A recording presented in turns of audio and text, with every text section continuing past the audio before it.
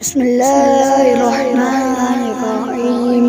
حضرت سیدنا سعد بن ابو وقاص رحمۃ اللہ تعالی علیہ فرماتے ہیں کہ میں نے عرض کی یا رسول اللہ صلی اللہ علیہ وسلم، سب سے زیادہ مصیبتیں کن لوگوں پر آئیں؟ پیارے آقا صلی اللہ علیہ وسلم نے فرمایا انبیاء پر۔ اللہ اکبر!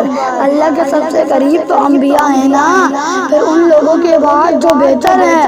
بندے کو اپنی دینداری کے اعتبار سے مصیبت میں مبتلا کیا جا سکتا ہے۔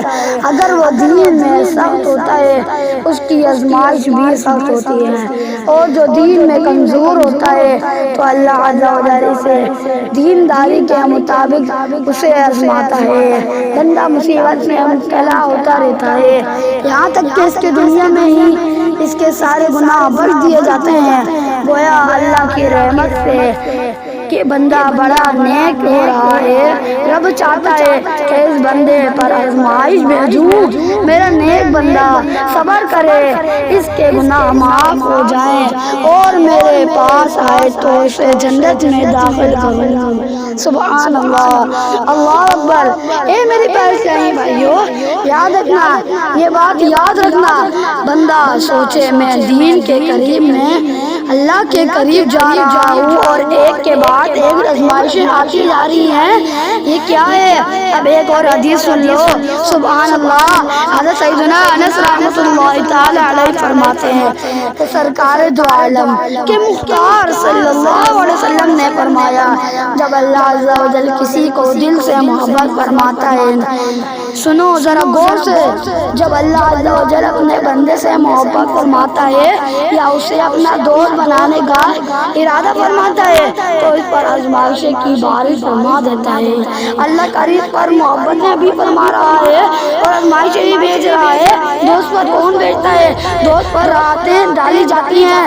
آئے ہائے، یہی پہلی تو امتحان ہے، یہی تو چیک ہے۔ سنو نبی پاک صلی اللہ علیہ وسلم فرماتے ہیں کہ جب اللہ عز و جل اس پر آزمائشیں بھیجتا ہے، نہ بندہ اپنے رب کو پکارتا ہے، اے میرے رب عز و جل، تو بندہ فرماتا ہے اے میرے بندے، تو جو کچھ مجھ سے مانگے گا میں تجھے عطا فرماؤں گا، تو جلد ہی تجھے دے دوں گا اور اسے تیری آخرت کے لیے ذخیرہ کر دوں گا۔ سبحان اللہ!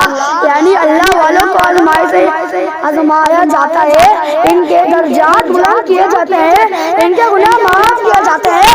تو اے میرے پیارے بھائیو، کبھی یہ ذہن میں خیال مت لانا کہ یار میں دین کے قریب آ رہا ہوں، میری آزمائشیں بڑھ رہی ہیں، سمجھ لو امتحان شروع ہو گیا ہے، ٹینشن شروع ہو گئی ہے، اب اس ٹینشن میں مجھے کامیاب ہونا ہے اور اللہ عز و جل کے مزید قریب جانا ہے۔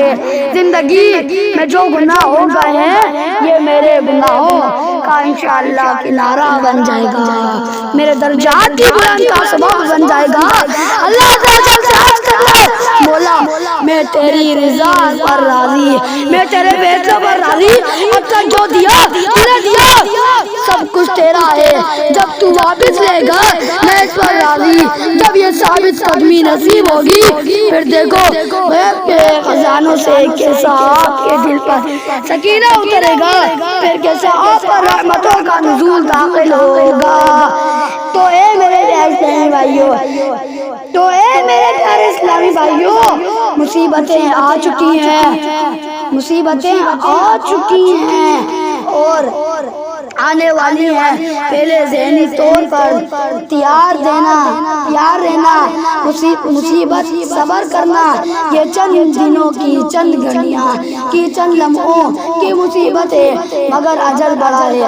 اللہ پاک ہم سب کو صبر کرنے کی توفیق عطا فرمائے، اللہ پاک آپ کو اور مجھے نماز پڑھنے کی توفیق عطا فرمائے، اللہ پاک آپ کو اور مجھے صبر و شکر عطا فرمائے، اللہ پاک آپ کو اور مجھے میٹھا میٹھا مدینہ دکھائے، آمین بجائے خاتم النبیین، صلو علی الحبیب صلی اللہ تعالی علی محمد۔